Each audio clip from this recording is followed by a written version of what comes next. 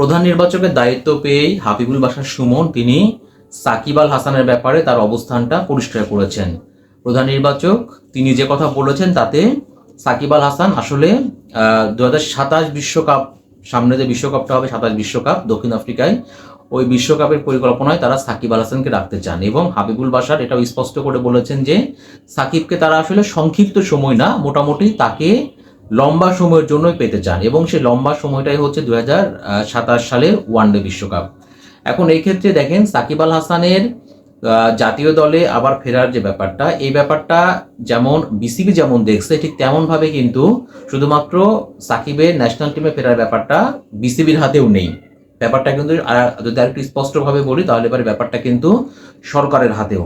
এখন দেখেন সাকিব তিনি নিঃসন্দেহে বাংলাদেশের তিনি অন্যতম সেরা ক্রিকেটার এবং সেরা অলরাউন্ডার।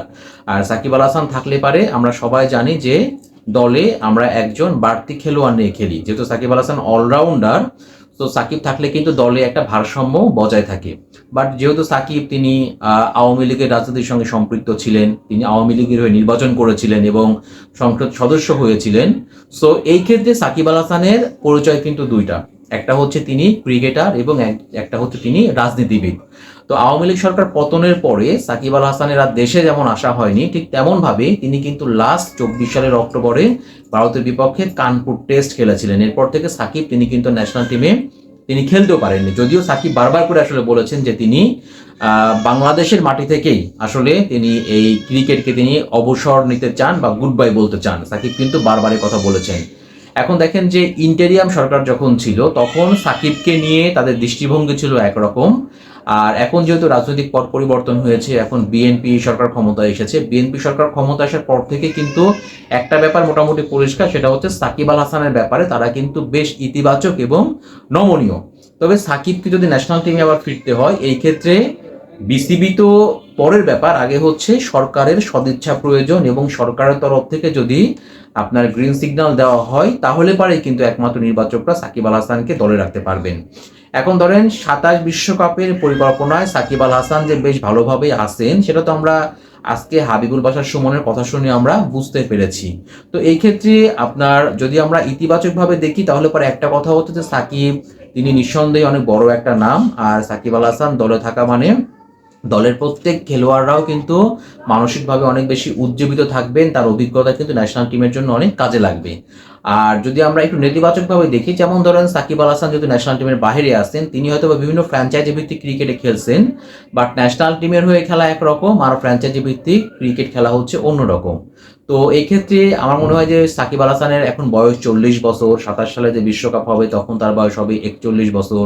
তো এক্ষেত্রে সাকিব আল হাসানের পারফরমেন্স, ফিটনেসটাও খুব বেশি গুরুত্বপূর্ণ এবং এই সময়ে সাকিব আল হাসান যে পজিশনে খেলে থাকেন এই পজিশনে তো নিশ্চয়ই ওই পজিশন ফাঁকা রাখা হবে না, তাহলে কেউ না কেউ খেলবেন। সো ওই খেলোয়াড় যদি ক্লিক করে যান তখন আসলে কি করা হবে, তখন কি এই খেলোয়াড়টাকে বাদ দিয়ে সেখানে সাকিব আল হাসানকে নেওয়া হবে? সবচেয়ে গুরুত্বপূর্ণ হচ্ছে সাকিব আল হাসানের বয়স, পারফরমেন্স এবং ফিটনেস কেমন থাকবে সেটা হচ্ছে মূল বিষয়।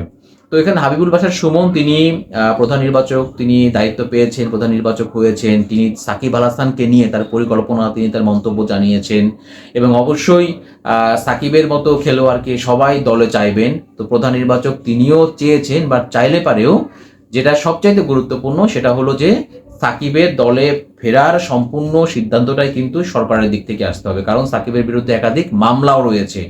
তো আমরা সবাই জানি যে ক্রীড়া মন্ত্রণালয় এবং বিসিবি তারা কিন্তু যৌথভাবে সাকিবের ব্যাপারটা নিয়ে কাজ করছেন। যদি এখন সরকারের তরফ থেকে গ্রিন সিগন্যাল দেওয়া হয় তাহলে পারেই নির্বাচকরা সাকিবকে নিয়ে নতুন করে আবার ভাববেন যে কোন সিরিজ দিয়ে সাকিবকে আবার জাতীয় দলে ফেরানো যাবে। তবে এইটা কিন্তু একদম নিশ্চিত আজকে হাবিবুল বাশার সুমনের কথা শুনে, সেটা হচ্ছে এপ্রিলে যে নিউজিল্যান্ড আর বাংলাদেশ সফর করবে ওই সিরিজেও কিন্তু সাকিবের ফেরা হচ্ছে না বা খেলা হচ্ছে না। আমরা এর আগে শুনেছিলাম যে পাকিস্তানের বিপক্ষে সিরিজ দিয়ে সাকিব আল হাসান আবারও ন্যাশনাল টিমে ফিরতে পারেন।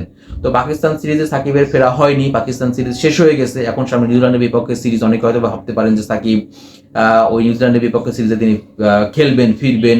আলটিমেটলি আজকে কিন্তু হাবিবুল বাশারের কথা শুনে এই ব্যাপারটা একদমই পরিষ্কার যে সাকিব আল হাসানের নিউজিল্যান্ডের সঙ্গে সিরিজটাও খেলা হচ্ছে না। তবে এটাও সত্য যে নির্বাচকদের ভাবনায় বেশ ভালোভাবেই সাকিব আল হাসান আসেন, তাকে আবারও জাতীয় দলে হয়তো আমরা দেখতে পাবো। তবে যদি সরকারের থেকে গ্রিন সিগন্যাল দেয় সাকিবের ব্যাপারে, তাহলে পারে একমাত্র সাকিবকে আবারও ন্যাশনাল টিমে দেখা সম্ভব। অন্যথায় সাকিবের আর ন্যাশনাল টিমে খেলে দেশের মাটিতে যে অবসর নেওয়ার তার যে স্বপ্ন বা ভাবনা, সেই স্বপ্ন কিন্তু কখনোই পূরণ হবার নয়।